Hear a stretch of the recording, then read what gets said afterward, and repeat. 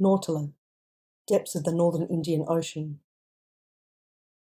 Necro, Crown Prince of the Nautilans, strode down the long, darkened corridor towards his mother's court. The felt boots all Nautilans were required to wear in their deep-sea abode masked his footsteps. His mother couldn't stand unnecessary noise. The corridor was lined with black light LED strips that emitted a dim glow, reflecting the deep ocean habitat of Nautila, home to the several 100,000 of their species that remained.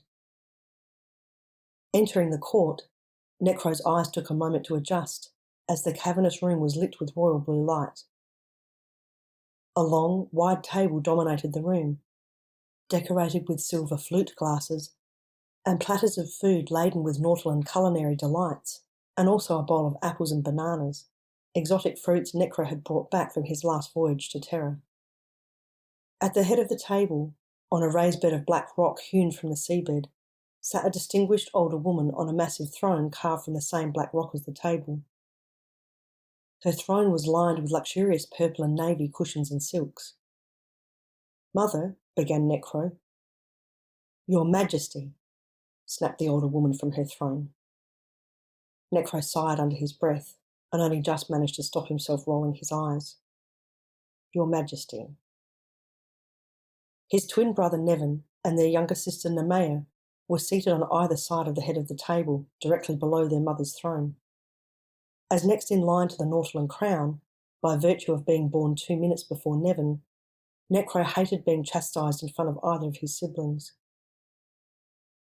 Nefaria, Queen of the Nautilans, lifted her chin an inch. Her long silver hair was woven into a thick braid.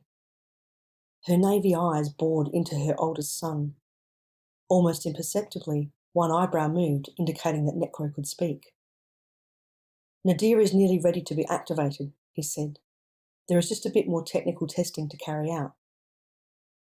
Nevin and Nemea exchanged glances. "What do you mean technical testing?" his mother demanded. "Just a few minor tweaks, and I still need to source a superconductor." "Oh, you mean the one thing you need to make it actually work? That is not technical testing. It is the essential element to initiating Nadir." "I've got people on it." Queen Nefaria waited. "Our Terran contacts," offered Necro. "Your climate-denied Terrans, who are happy to see many of their species wiped out? They haven't been able to come up with a thing, not one option for a superconductor of the capacity we need, in 2 years," Nefaria replied caustically. "I'm on it, Your Majesty," said Necro through gritted teeth.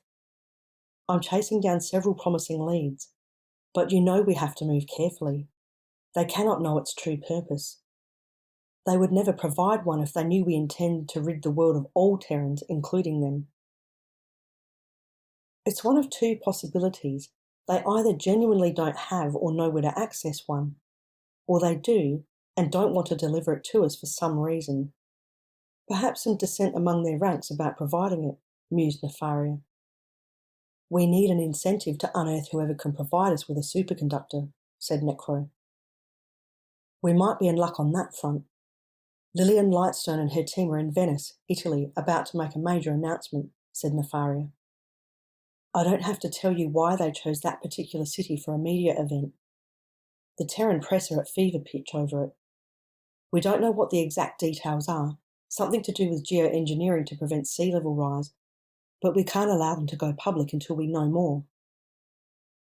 "How is that going to help us find a superconductor?" said Necro. "We can use Lightstone's research as leverage with the Terrans.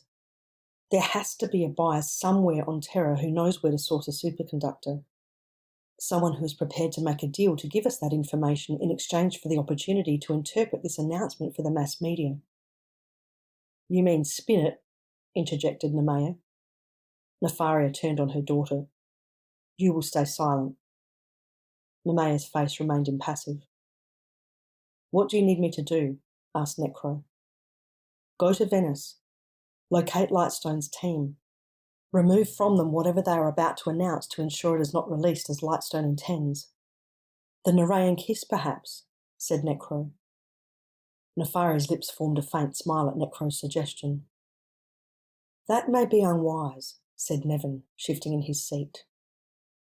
Nefaria turned slowly to face her second son, considered his words momentarily, and returned her gaze to Necro.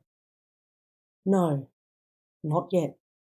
It is not worth risking our relationship with the Terrans by harming Lightstone, not until we have a superconductor.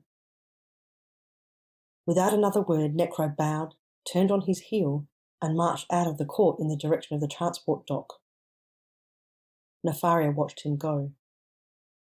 Nemea watched her mother.